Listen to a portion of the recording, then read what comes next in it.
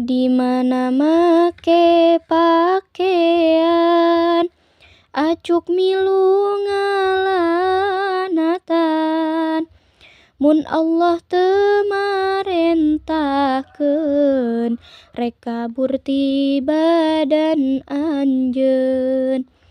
Kitu omongan si baju bawaningku teu satuju. Imah oge ngalaknatan barina jeung ngaduakeun. Mudah-mudahan teh anjeun kaluar ti imah anjeun balikna ulah salamet sabab anjeun tara salat. Jalma nu tara salat dilaknat dunya akhirat maotna siga Yahudi dibangkit kawas Nasrani. Lamun jalma geus teu salat bakal nurut kana syahwat, nurut kana hawa nafsu anu ku Allah dibendu. Mun jalma nurut syahwatna jadi jahat teh akhlakna.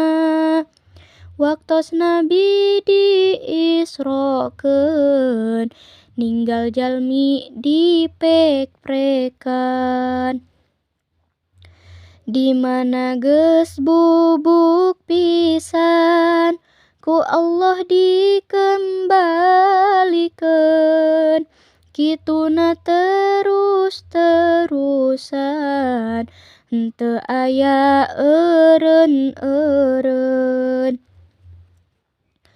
Ku jeung Nabi ditaroskeun ka Jibril teh ditanyakeun eta teh jalma nu berat sirahna teh kana salat males ngalakonanana dugi kaluar waktuna.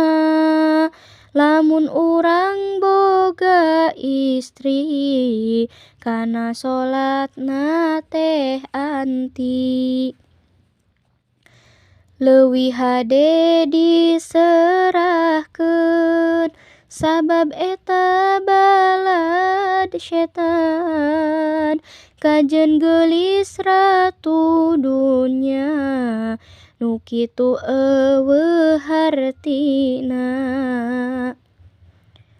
Sabab ari geus maot mah geulis awon sami taneuh kitu deui kade babu kana salat henteu timu.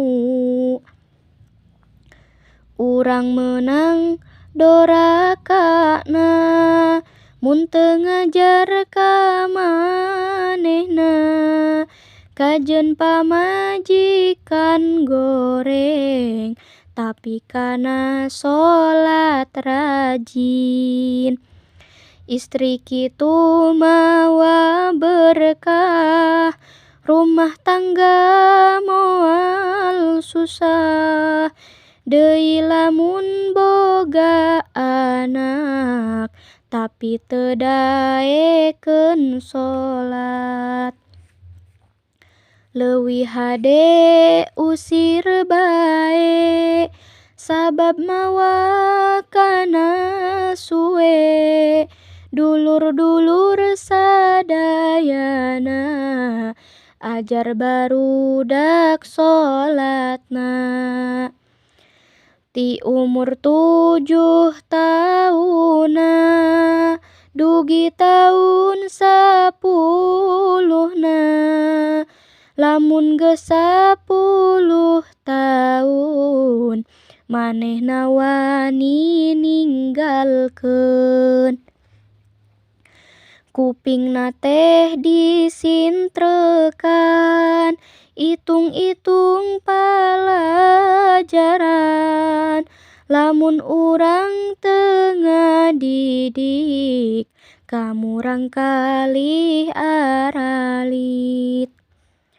Bakal ngagugat ka urang di yaumil kiamah terang.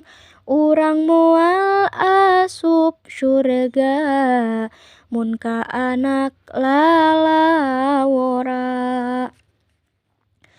Nu dihisab bangheulana salat nu 5 waktuna.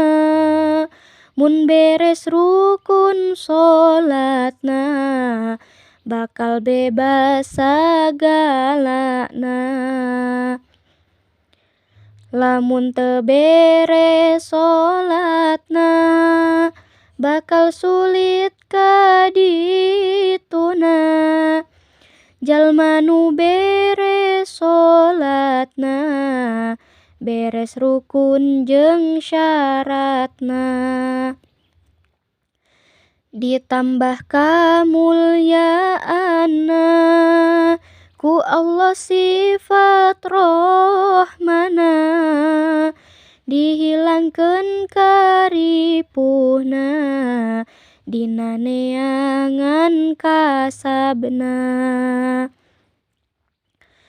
Diangkat siksaanana jero pakuburanana. Di waktu nampa kitabna ku panangan katuhuna. Di waktu cukang sirotna saperti kilat nyamberna. Bakal ka syurga asupna kalawan tanpa hisabna.